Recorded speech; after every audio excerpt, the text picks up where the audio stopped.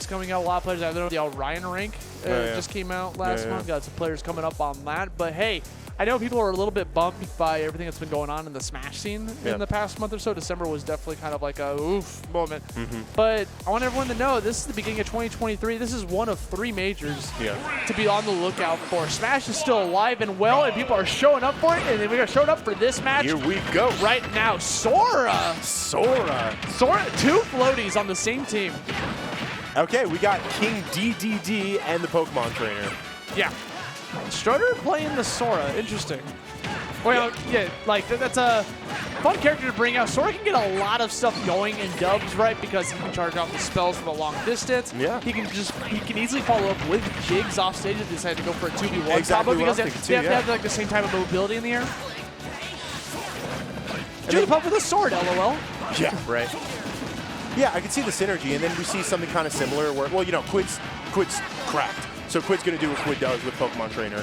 But then DDD, you got the heavy. You got the Gordos for pressure. Like, you know, we see it right there.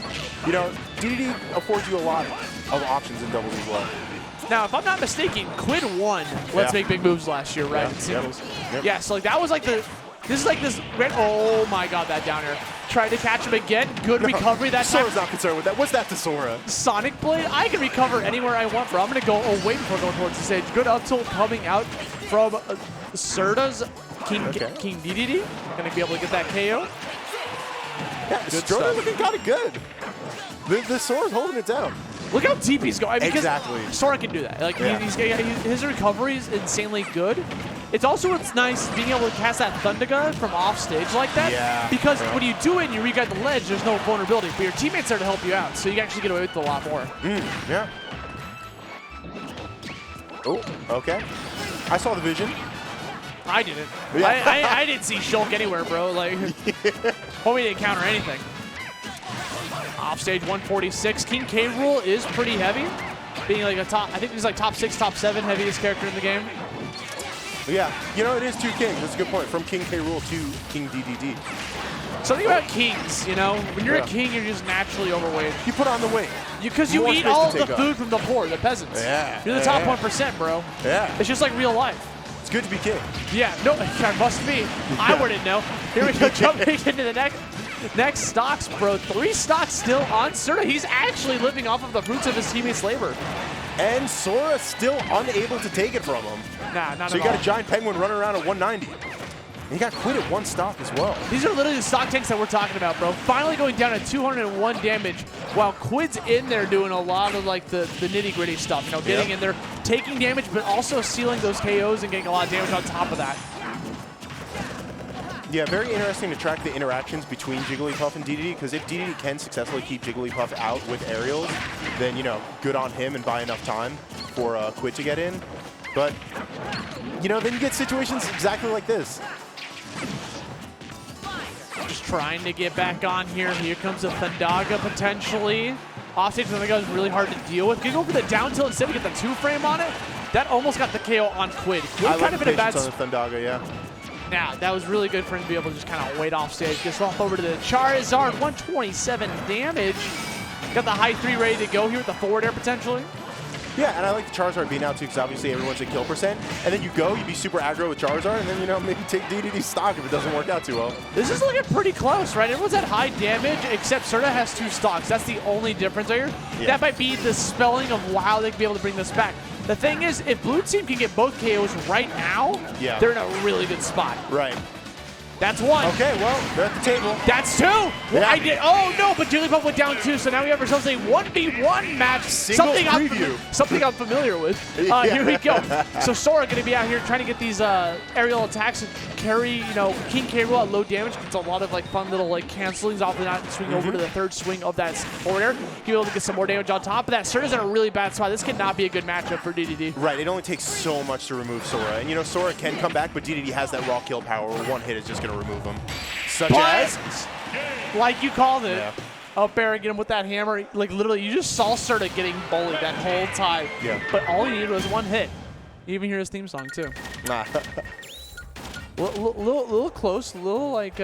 Yeah, it got a little hotter than you would expect. Yeah, you know, like it's in the heat of New York City, you know. Thought it'd be hot outside, but man, we're getting crazy temperatures out there. Like during Christmas, bro. Odd, yeah.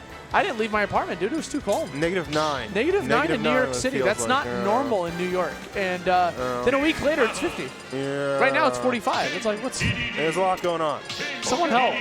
Yeah, someone do something. Someone should really do something call the about guy. that. Yo, is that Greninja? Oh.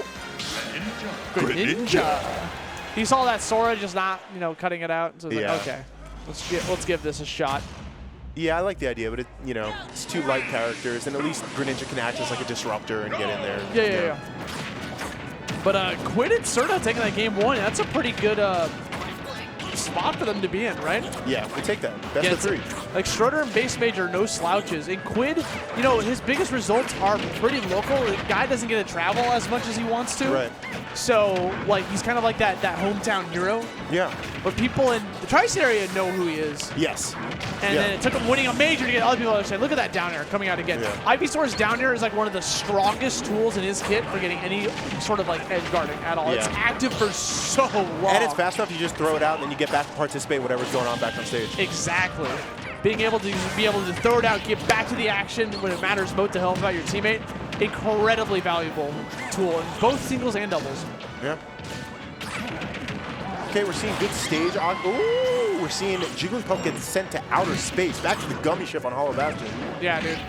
Yeah, get back in there. Go back over to Destiny Islands, bro. You got some more training to do. All right, so now Greninja with the opportunity to hold center stage. Okay, I like that flamethrower from Quidd. We are hanging in there right now. Triple digits both on Quidd and Serta. Gets called out by a dash attack from BassMage. That's going to bring this here to a potential tied game. Again, history starting to repeat itself here. Serta being the stock tank that he's doing such a fantastic job of doing in the previous game. Yeah. And then you have those big buttons like that that down tilt right there. The up tilt covering the end of the platform. Yeah. There it is. Just smack him. Smack him with your hand, dude. I'm reaching. Yeah. Homie's like trying to grab something from the top shelf. It's like, yo, I got it. Yeah. Yeah, why not up smash? Oh, I really like that Greninja play. I really like that Greninja play as well. Stroder showing his roots a little bit right now. Yeah. All these, like, Greninja's like one of the flashiest characters when you're off stage like that because if you use your up special, like, it's so easy if you're not trained to accidentally SD if you just make those small little, like, oopsie on your analog stick. Yeah. So it's always cool to see, like, an actual proficient Greninja, like, get those, like, little splashes and you can be able to get the follow-ups on top of that. Down here on stage, he goes off stage in the process. Kind of a weird scenario there on the red side. That's going to be BassMage losing his second stock. Yeah. Blue team kind of in trouble. Yeah.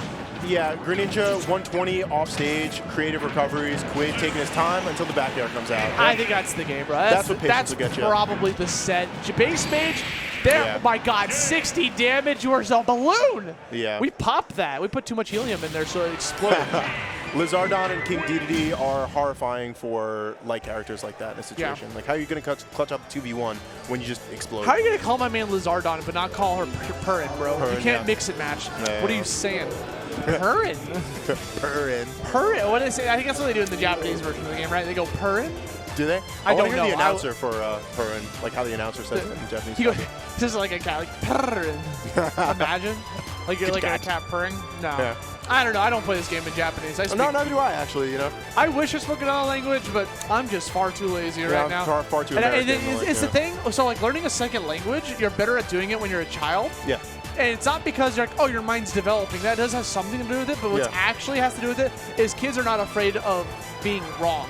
Yeah. When they're young, The older you get, the more the human psyche is afraid of being wrong or doing something or being like, oh God, my precious fragile ego. Yeah. Which is why I feel like kids are better at Smash because the younger you are, the less afraid you are of failure. Some of these old heads play this